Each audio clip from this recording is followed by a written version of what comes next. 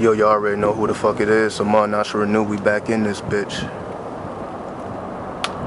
Reporting from a undisclosed location, of course. Today I want to speak on the power of lust magic. Now, lust is said to be one of the 7 deadly sins. Now, the reason why lust is considered one of the 7 deadly sins is because if used incorrectly, it can lead to your death. If we break down the word lust, L-U-S-T, it breaks down to the number 9 with the energy of Mars, the energy of war, the energy of endings and new beginnings. Therefore, we understand why lust has the reputation that it does. Pretty much unsatisfiable hunger for sex and things that are sexually related. You know, it could be intimacy. You know, it can be a relationship, people hopping in and out of relationships, hopping in and out of beds, you know, whatever the case may be. Nonetheless, let me turn it back around. Just giving y'all some visuals. Because you know, graffiti is everywhere, especially in the most hidden places. And when you find graffiti in these hidden places, it's always important to study the letters, study the types, study the symbols, because it reveals the energy that is present in that particular location. Now, it's kind of hard to walk down here, but I'll try a little bit. So give me 1 second. See if I can get down here a little bit. You know, just showing y'all a little bit. But nonetheless,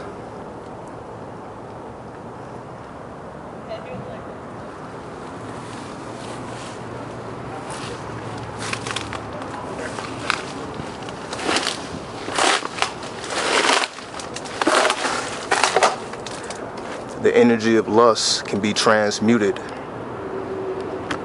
as all energy can. All energy is neutral. We understand this. So if you want to neutralize the negative effects of lust, this is what's called lust magic. And the reason it's a K behind or in front of the C, that means it's real. To distinguish between illusionary magic or stage magic and actual magic that can be observed in real time. Now, if we go to the supreme alphabets and we break down the letters of lust, we know that L represents love, U represents universe, S represents savior or self, and T represents truth. Love, universe, self, truth. The love of the universe, or what is called the universe, is in actuality not only the love of self, but the love of self truth, living your self truth. Man, woman, know thyself, not know the world. Know thyself. You must understand your own energy. Because we're dealing with the energy of Mars, we know that we're dealing with the solar plexus. We're dealing with the adrenaline glands. And you know, when the adrenaline glands, you know, get to secreting those chemicals into the bloodstream, you know, it pretty much will turn you into a Superman or a Superwoman, even if it's just for a few minutes.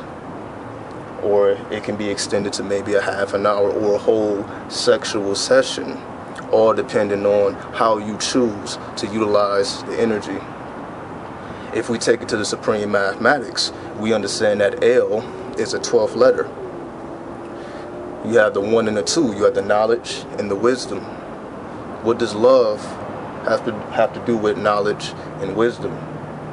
You have to be aware. Knowledge is to be aware. Knowledge is to gather and collect information. Wisdom is to be able to make proper discernment with the information that you have gathered. So love, not in the human sense of I love my wife or I love my son or daughter. We're talking about the universal love, that unconditional love. Now you may say, well, you love your mother, your father, your son, your daughter unconditionally, but it's still talking about a human level.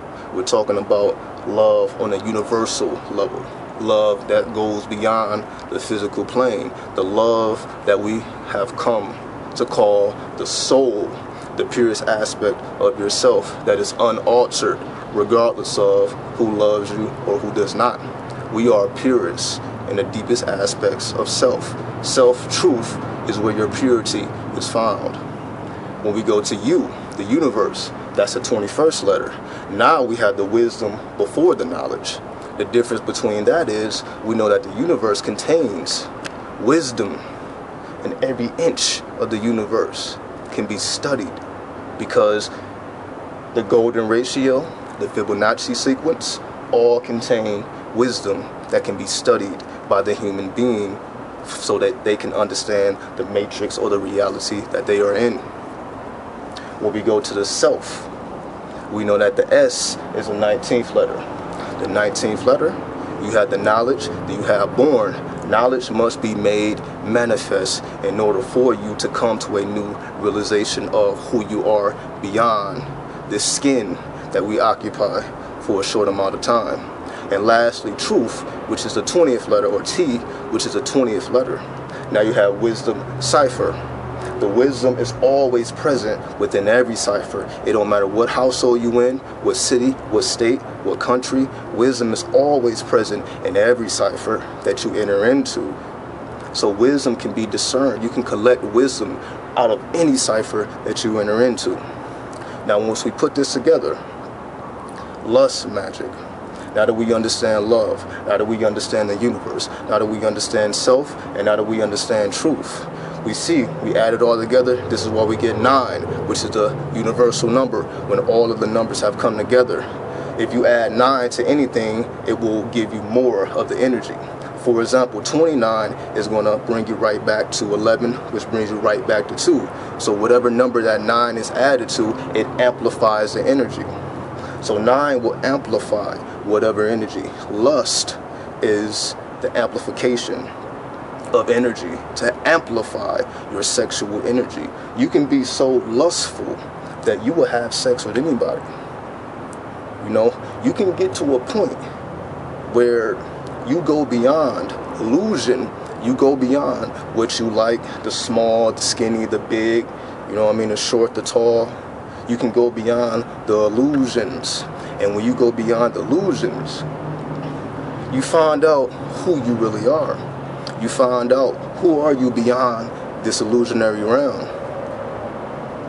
Do you truly resonate with your self-truth, which is present within the soul, which can be accessed through transmuting the lust? How can lust be used constructively and not destructively? Remember, war is necessary. So therefore, when we engage in sexual intercourse, we are engaging in an act of warfare. And we know whenever we're dealing with warfare, warfare is mostly mental. War is physical, warfare is mental. So whenever we're dealing with warfare, we're dealing with the mental plane, the first universal law, the law of mentalism. It is all in the mind. So this is why I say you can train yourself to look beyond illusions and look directly at the energy. So this is not to say that we need to go out here and just have sexual escapades with random people. This is for us to understand energy, that if you do choose to lay down with a person, it should not be based on looks or what turns you on. It should be it should be about energy. What energy do you wish to create a chemistry with? The same way we work with deities, we can work with avatars. People are avatars of higher deities or energies. So whenever you engage in a sexual act, with another being, you are engaging with an energy form that you will combine with, and it will become a part of you. So you just ask yourself, all of the hidden aspects that are within us can be brought out in sexual intercourse and warfare. So ask yourself, what do you want to bring out of yourself? There will be a person that will reflect that energy, and it's that person that you engage in the lustful affairs to amplify the energy and your self-truth.